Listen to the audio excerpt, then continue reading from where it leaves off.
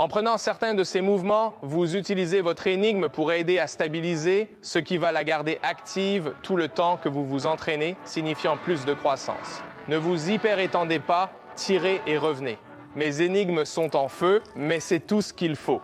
C'est un petit muscle qui a besoin d'un peu plus d'attention. Comme Johnny Shreve dit, bienvenue dans l'épisode de train avec moi. Avant de commencer, je remercie mon sponsor Blue Sun Nutraceuticals pour cette vidéo. Pour en savoir plus sur l'Institut Blue Sun, voir la description ci-dessous. Utilisez mon code Johnny10 pour 10% de réduction. Entrons dans le vif du sujet. J'ai eu beaucoup de consoles récemment et on me demande souvent de critiquer leur physique. L'une des choses qui manquent le plus, ce sont ces groupes musculaires qu'on ne peut pas vraiment voir en permanence. Dans ce cas, ce sont les deltoïdes postérieurs. Alors, je vais vous donner des instructions spécifiques sur comment assembler un entraînement pour aider à mettre en valeur vos deltoïdes postérieurs. Comme vous voulez finir le look, n'est-ce pas? Vous voulez être bien épais d'ici, un bel aspect 3 des deux côtés, et puis quand vous tournez de ce côté ici, vous voulez que le deltoïde continue et ne tombe pas juste comme ça de toute façon. Donc nous allons plonger directement dans cette vidéo maintenant et vous donner quelques conseils et indices pour optimiser votre entraînement d'épaule, pour vous rendre plus épais, plus large, plus large. Pour plus de volume, intégrez les deltoïdes postérieurs au début de votre entraînement. Concentrez-vous sur 2 éléments clés pour des résultats optimaux. Pour un entraînement complet des deltoïdes postérieurs, commencez et finissez avec des exercices ciblés. Les 2 meilleurs mouvements sont les vols de deltoïdes postérieurs avec support de poitrine allongé et les vols de câbles inversés. J'évite le pec-tech inversé car beaucoup de gens sont confus et ne se connectent pas bien avec cet exercice, d'autant plus que les machines varient énormément. Un peu différent. Vous savez où ma main est censée aller, donc je vais vous donner quelques indications plus directes sur comment faire cela de manière plus optimale lorsque nous faisons des deltoïdes postérieurs. Comprenez ce qu'est son travail et c'est essentiellement de faire cela. Et si je suis ici de cette façon, cela va aider à tirer cela par-dessus. Donc si vous me regardez juste lever mon bras sur le côté, c'est le travail de mon deltoïde postérieur. Donc pour rendre cela plus optimal, quelque chose que vous pouvez faire. Encore une fois, lorsque nous faisons l'inverse, je veux être au-dessus, nous pouvons essentiellement monter sur cela sur le banc. Assurez-vous que notre sternum est dégagé. Donc nous ne sommes pas, comme vous savez, nous étouffer. Nous ne voulons pas être trop bas ici, nous ne voulons pas être trop haut, comme ça non plus, où c'est sur notre sternum. Vous voulez être juste à un endroit ici où cela dégagerait la clavicule à partir de là. La même idée, si nous faisons, comme vous savez, des rangées, la même chose, droite, même posture, très cohérente. Maintenant, nous allons passer en revue certaines choses que je vois qui sont fausses. Numéro 1, nous arrivons ici et tout de suite, nous faisons cela. Presque comme des tractions scapulaires et nous tirons ici. Mon deltoïde postérieur travaille-t-il? Oui, il travaille, mais il n'obtient pas la quantité maximale que nous pouvons. Le mouvement est principalement sollicité par les rhomboïdes, les trapèzes et les omoplates. Ce que nous voulons faire, c'est que je regarde en quelque sorte le bas ici, le bas de ce banc, et où se trouvent essentiellement les roues. Je veux avoir mes mains devant les roues, donc mon repère ou mon point de départ va être de ne pas laisser les haltères venir derrière cette partie ici, donc je vais les garder ici, et ensuite une légère petite courbure dans les coudes, et nous allons tirer sur le côté et vers le bas, d'accord? Nous ne souhaitons pas qu'il se balance vers l'intérieur et le haut, mais plutôt qu'il démarre d'ici ou vers. Et ensuite vers le bas, et les contrôler vers le bas. Maintenant, nous pouvons avoir un peu de traction scapulaire en haut pour nous aider à finir, mais je ne veux pas commencer à tirer de là tout de suite. Donc, à partir d'ici, votre répétition ressemble à cela.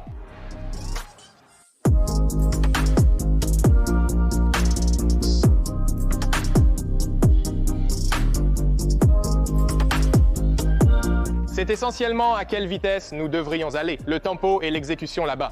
Tirez vers le haut autant que possible jusqu'à ce que les deltoïdes postérieurs soient à leur point maximal. Utilisez ensuite les trapèzes pour tirer le reste et obtenir plus de levier et de hauteur afin d'optimiser davantage le deltoïde postérieur. Alors n'essayez pas de tirer immédiatement vers le haut. À propos de pousser vos mains sur le côté de la pièce. Poussez loin. Loin, loin, puis pincer et descendre, pousser loin, puis pincer. Maintenant, nous allons utiliser ces muscles stabilisateurs pour aider à ce soulèvement. Et mettez beaucoup plus d'accent sur votre adulte, alors essayez cela. Passons à la suivante. Peu importe où vous la mettez, au début ou à la fin, je pense qu'elle sera la meilleure. Le mouvement global à faire pour optimiser mon deltoïde postérieur et les câbles.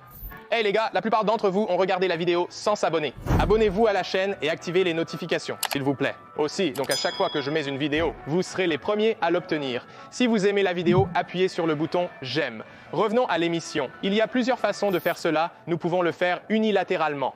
et où nous pouvons faire un bilatéral, ce qui signifie essentiellement que vous pouvez faire un bras unilatéral ou bilatéral, ce qui signifie essentiellement en même temps. Maintenant, je vais vous montrer les deux façons, mais elles vont avoir les mêmes fondamentaux pour les deux façons. Donc, si nous allons essentiellement faire un bras, ce que je préfère, c'est saisir cette partie ici, littéralement enlever cette chose et saisir une petite balle ici, ou si vous voulez, vous pouvez saisir la balle ici, j'aime la saisir ici, peu importe, tant que nous pouvons nous maintenir neutres dans cette position ici et ne pas avoir cette chose qui fait faire toutes ces choses bizarres à nos poignets. Donc, comme vous pouvez le voir d'ici, je veux me mettre droit et pour l'instant, il n'y a pas de tension sur...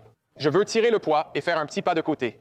Et tirer un peu en arrière. Donc là, il y a déjà une tension sur mon deltoïde postérieur. Et ensuite, à partir d'ici, je veux que mes épaules soient déprimées. Encore. Et nous allons tirer cette chose avec notre coude en menant avec le dos de notre main. Presque comme si j'essayais de frapper quelqu'un avec le dos de mon poing, comme ça. Ça a l'air un peu violent, mais pensez-y. Imaginez quelque chose que vous n'aimez vraiment pas. Juste comme, oh, mais vous voulez le faire vraiment lentement et contrôlé. Oh, ça ferait mal. Oh, oh. Attrapez la poignée, tirez pour créer une tension. Tirez sur le côté, poussez et tirez. Repoussez en tirant jusqu'à la position finale. Gardez l'épaule basse, le noyau serré. Utilisez votre main pour plus de stabilité et ouvrez vers l'extérieur de notre corps. Donc je ne veux pas commencer à tirer et à faire ça, n'est-ce pas? Je veux tirer vers l'extérieur. Donc en ce moment, je travaille mon deltoïde postérieur tout le temps et je repousse en le laissant me ramener d'ici. Repousser et revenir, repousser et revenir, repousser et revenir. Et vous voulez avoir un léger petit angle venant essentiellement dans la position descendante, pas en haut, n'est-ce pas? Alors je vais vous montrer à quoi ça ressemble avec deux, d'accord? Je vais saisir l'opposé. Et quand je commence, je veux avoir mes mains croisées comme ça. Je souhaite être proche de vous, c'est pourquoi je suis là. Je veux l'éloigner suffisamment pour être juste en face dans une bonne position, sans être congestionné ni frotté contre le cordon. Je recule, mes mains se touchent, je m'ouvre un peu et recommence dans cette position où il y a déjà de la tension. À partir d'ici, poitrine levée, j'engage mon noyau et tire en arrière. Et quand je tire en arrière, je veux évaser ma poitrine et ouvrir. Donc, tout comme nous le faisons sur le support de poitrine, je vais tirer et ensuite pincer. Donc, tirez en arrière et pincez. Tirez en arrière. Rétractez-vous jusqu'au sommet. En nous rétractant, nous poussons simultanément notre poitrine vers l'avant. Regardez de plus près, vous pouvez voir mon deltoïde postérieur se contracter, n'est-ce pas? C'est là que se trouve la tension tout ce temps. Poitrine en haut et tirant en arrière et s'y habituant doucement. N'essayez pas de le secouer en arrière, habituez-vous, ressentez-le et vous le sentirez brûler d'autant plus. Sortez à nouveau et faites sauter le fil de la poitrine vers le haut. Ne vous hyperétendez pas, tirez et revenez. En faisant ce mouvement, mes deltoïdes postérieurs sont en feu. C'est superficiel. C'est un petit muscle. Il lui faut juste un peu plus d'attention. Prenez donc ces deux-là. Vous pourriez à nouveau inverser cela au début et le mettre à la fin. Maintenant, pour maintenir une charge sur nos deltoïdes postérieurs, nous allons passer à un autre mouvement, essentiellement un mouvement combiné. Les haltères sont le meilleur choix pour travailler efficacement les deltoïdes postérieurs. Alors, je vais vous montrer pourquoi. Donc, si nous utilisons une machine essentiellement comme celle-ci, si j'empile mes articulations à partir d'ici, juste à partir d'ici, je vais solliciter beaucoup plus mon deltoïde antérieur dans cette position ici, n'est-ce pas? Pour la plupart du temps que vous utilisiez une machine ou une barre, l'exercice commence dans une position avant avec la charge principalement sur le côté droit, sollicitant le petit pectoral et le deltoïde antérieur. Vos deltoïdes postérieurs ne sont pas vraiment sollicités dans cette position, donc ce n'est pas idéal si vous voulez développer cet aspect 3D de côté et à l'arrière. Nous allons faire des haltères. J'aborderai cela plus en détail lors de mon coaching individuel et dans mon e-book que j'enverrai. Donc pour plus d'informations à ce sujet, les gars, consultez la description ci-dessous. Bye. D'accord. Donc la raison pour laquelle j'aime les haltères, c'est parce que, encore une fois, j'ai beaucoup plus de liberté de mouvement à partir d'ici. Je ne suis pas connecté à une barre qui va mettre cette charge principalement ici. Donc si je fais un exercice avec une barre, si je suis ici, disons que je fais comme un développé militaire quand je presse à partir d'ici, la charge commence ici et reste sur le devant et puis un peu sur le côté. Parce que, encore une fois, nous faisons une adduction de l'épaule toujours du côté en utilisant un peu de ça, un peu de la tête latérale de l'haltère. Nous voulons obtenir la tête arrière. Donc en faisant des haltères, nous sommes positionnés. Nous voulons être droits. Mais ensuite un petit angle vers l'intérieur. Donc nous ne sommes pas comme ça, mais nous ne voulons pas non plus être comme ça. Donc à partir d'ici et en pressant vers le haut serré, à partir du noyau et en pressant vers le haut, mes deltoïdes postérieurs doivent se stabiliser sur le chemin du retour beaucoup plus. Donc à partir d'ici, en pressant vers le haut et à partir d'ici. La majorité de cette charge va être sur la tête latérale de mon deltoïde et ensuite stabilisée avec le deltoïde arrière. Maintenant, encore une fois, nous ne disons pas que le deltoïde arrière reçoit le plus d'attention ici. Nous voulons juste choisir un exercice qui va garder le deltoïde arrière travaillant tout autant. Et si vous voulez vraiment qu'il travaille beaucoup plus dur, contrôlez beaucoup plus ce négatif, tout en gardant une colonne vertébrale neutre et en appuyant vers le haut, contrôlez le poids vers le bas. Tout comme le développé couché, mon repère est toujours de penser à me pousser dans le sol et cela va garder vos épaules baissées tout le temps. Ensuite, nous défierons à nouveau le deltoïde postérieur. La plupart des mouvements de pression ne ciblent généralement pas entièrement le deltoïde postérieur. En utilisant la sélection d'exercices pour choisir un exercice qui va maintenir la charge de manière constante sur le deltoïde postérieur aussi. Donc le prochain, évidemment, va être une pression au-dessus de la tête. La pression au-dessus de la tête, si effectuée correctement comme je vais vous le montrer, est évidemment optimale. Rappelez-vous que ce poids voyage de l'avant, puis il est stabilisé de l'arrière, donc nous le faisons à partir d'ici. Empilez les articulations, mains sous la barre si possible. Obtenez un rack avant complet au départ. En pressant, la barre part immédiatement. Si vous regardez attentivement, vous verrez que je dois faire plus de rotation externe. Cela active d'abord mon deltoïde postérieur, puis en pressant vers le haut, par-dessus et en descendant, je le charge de manière excentrique. Puis en pressant à nouveau vers le haut. Et ensuite, en chargeant de manière excentrique en descendant d'ici, presser et charger le fait que je dois avoir le poids empilé en dessous signifie que je dois mettre mon deltoïde postérieur en place. En gros, il aide à faire cela. Votre deltoïde postérieur LSU aide aussi à faire cela. Donc pensez à la rotation externe, empilez vos articulations, empilez l'articulation tout de suite active mon deltoïde postérieur. C'est pourquoi nous obtenons de l'aide du deltoïde postérieur sur le négatif. Rappelez-vous, le bras va venir juste à côté de nos oreilles et nous allons presque pincer le milieu de nos pièges en haut, au sommet, juste pour que nous restions attirés par le sommet, puis charger les deltoïdes postérieurs en descendant. Poussez vers le haut, chargez vers le bas. En contrôlant le mouvement vers le bas, mes deltoïdes postérieurs sont en feu. Sur le chemin du retour.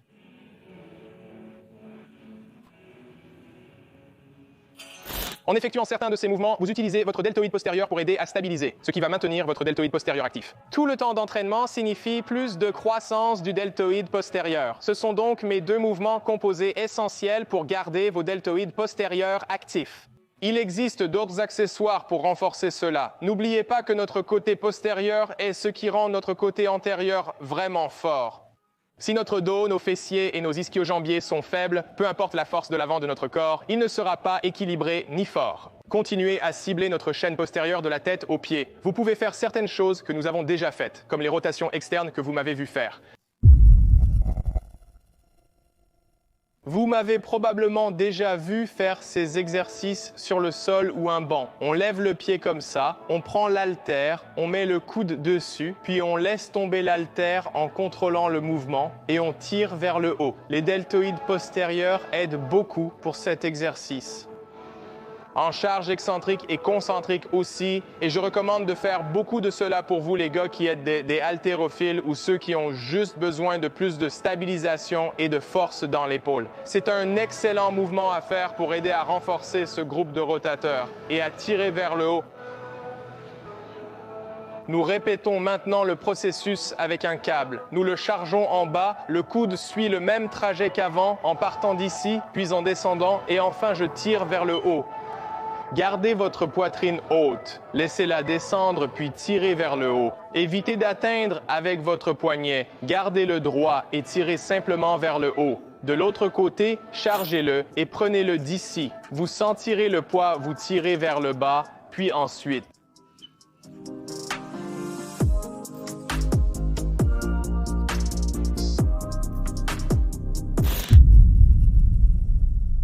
Vous m'avez sûrement déjà vu faire ça. Je dois rendre à César ce qui est à César. Neil Hill est le créateur de cette élévation latérale en 3 mouvements totalement folles. Vous pourriez faire exactement ce que j'ai dit. Commencez votre entraînement avec des écartés au câble, puis enchaînez avec un mouvement composé comme un développé militaire avec haltère. Puis faites-vous votre développé militaire avec barre, puis passez à ceux-ci qui sont fous. Nous effectuons principalement un triset composé d'un premier mouvement ressemblant à un petit tour du monde, une élévation latérale modifiée. Pour l'élévation frontale, gardons les mains en position pronée, tout le temps. Ensuite, nous allons pousser vers l'extérieur, vers le haut et vers le bas. Donc au lieu d'une élévation frontale, nous l'arrondissons vers l'avant et vers l'arrière. Et nous gardons notre poitrine levée et nous allons seulement jusqu'à la hauteur du menton. Et en bas, nous faisons cela. Nous allons faire cela 10 à 15 fois. Vous voyez comment mes mains continuent à rester pronées. Je ne veux pas ça. Nous ne faisons pas ça. Restant d'ici, nous menons avec votre petit doigt presque en haut et en bas. Dès que nous arrivons à 10 à 12 répétitions, nous nous tournons sur le côté. Nous faisons nos élévations latérales régulières venant au niveau d'un angle de 45 degrés de ce côté. Donc, nous ne venons pas à plat comme ça. Nous venons presque de ce côté, un peu à un angle de 45 degrés. 10 à 12 répétitions, juste comme ça. C'est le temple que vous devriez aller aussi, juste contrôler. Et en haut, et puis à la toute fin, vous pouvez vous reposer, mais vous ne pouvez tout simplement pas reposer les haltères sur vos jambes.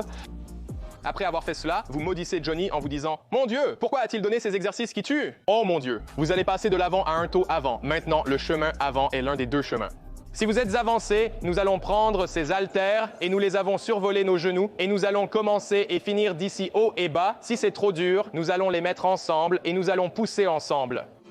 La même chose, et si c'est trop dur, nous pouvons régresser, ouvrir nos jambes et aller d'ici et en haut, comme ça. Donc encore une fois, le premier mouvement est celui-ci, 10 à 12 répétitions à partir d'ici. Puis 10 à 12 répétitions à partir d'ici. Et ensuite, 10 à 12 répétitions à partir d'ici ou ici ou ici. Et ensuite, vous pouvez ajouter des mouches inversées soutenues par la poitrine. La rotation externe que je viens de vous montrer peut être intégrée à l'exercice de début. Simplifiez. 3 séries de chaque exercice, 10 à 15 répétitions par série. Faites une série facile pour chaque 2 séries difficiles.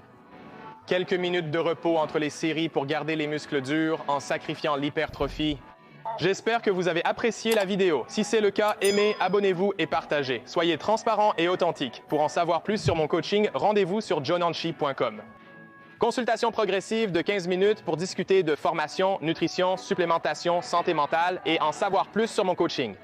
Demandez ce que vous voulez et terminez cette consultation. Si vous voulez opter pour le coaching, je déduis de n'importe quel forfait que vous choisissez. Aussi les gars, la description ci-dessous pour ces codes de réduction et codes promo. Changez votre vie pour le mieux. Suivez-moi sur Instagram et TikTok. Envoyez-moi vos photos de progrès et d'entraînement. Je les reposterai pour vous. Le faire, vous savez comment c'est. Elle guide progressivement le faire dans votre vie. Poursuivez la paix à la salle de sport.